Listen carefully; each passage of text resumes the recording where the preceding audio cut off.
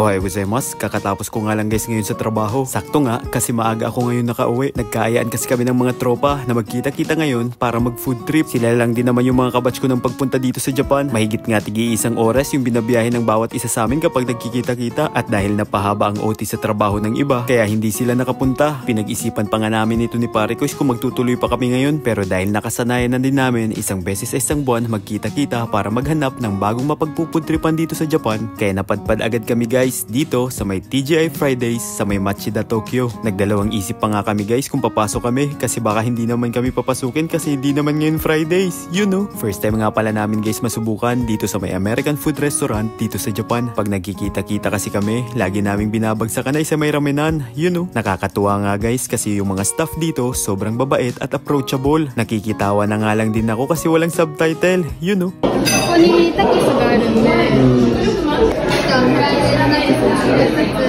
バーガーが決まりました。 Sa sobrang bait nga ni ate, yung plano naming isang order naging 5, you know.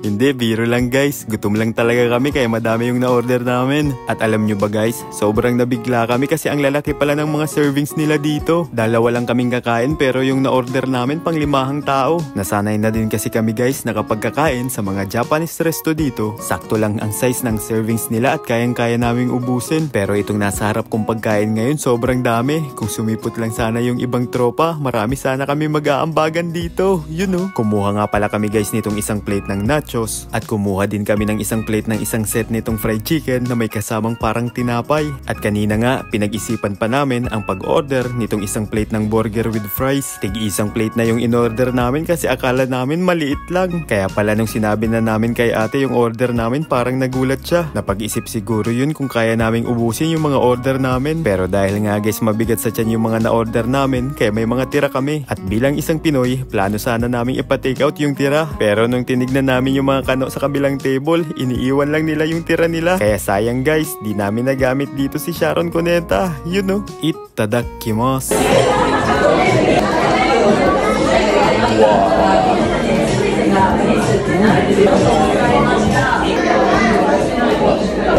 At pagkatapos nga namin guys kumain, naglakad-lakad muna kami para matunawan. At dahil bawat kanto dito sa Japan guys ay may karaoke, kaya grinab na naman namin guys yung chance na mag-concert na kami lang ang nakakaalam. Yung naitatago kasi naming talento guys sa pagkanta, pinapanatili lang naming nakatago, you know. Dahil maaga pa naman, nagdalawang oras lang kami guys dito sa may karaoke room. Sakto lang din kasi para maabutan din namin yung last trip ng tren pa uwi. Sa mga nagtatanong nga pala guys kung may mga Pinoy songs dito sa karaoke sa Japan, opo, may mga OPM songs dito, English at Japanese songs. Kaya kung nabibilang ka sa 90% na Pinoy na magaling kumanta, magagamit mo pa rin yung talento mo kapag andito ka sa Japan. Yun lang, hanggang dito na lang. Huwag ka ulit mawawala bukas. Maraming salamat ulit sa iyong ilang minuto.